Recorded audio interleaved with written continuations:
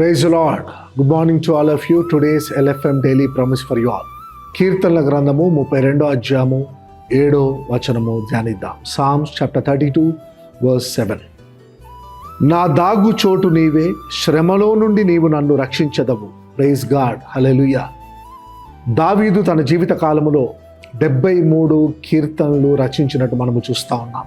73 కీర్తనలు అత్యంత శక్తివంతమైన కీర్తనలో ఒక కీర్తన 32వ కీర్తన. దావీదు జీవితం మనం చూస్తే దావీదు సౌలు నుంచి 10 సంవత్సరములు తప్పించుకొని తిరిగినట్టు మనము చూస్తూ ఉన్నాం.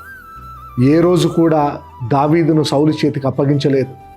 దేవుడు ఏ రోజు కూడా దావీదుని మరణము చేతికి, శత్రువుల చేతికి అప్పగించలేదు.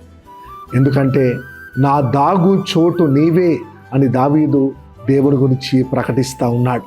శ్రమలో నుండి నీవు నన్ను రక్షించదవు అని దేవుణ్ణి గణపరుస్తూ ఉన్నాడు.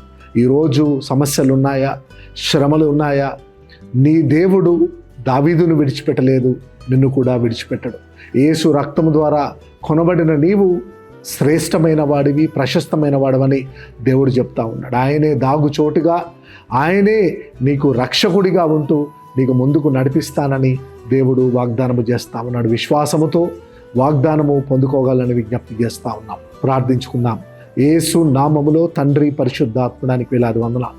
ప్రభువా, నిన్ను నమ్ముకున్న బిడలకు దాగు చోటు నీవే, శ్రమలో నుండి నీవు రక్షిస్తావన్న నీ వాగ్దానం బట్టి నీకు వేలాది వందనాలు. ఎవరైతే విశ్వాసంతో వాగ్దానం పొందుకుంటున్నారో వారందరి జీవితంలో ఈ వాగ్దానం నెరవేర్చి నీవే సమస్త మహిమా ఘనత ప్రభావాలు పొందుకోమని యేసు నామములో ప్రార్థించి వాగ్దానం విడుదల చేస్తున్నాము తండ్రి. Amen, amen, amen. God bless you all. Happy blessed day.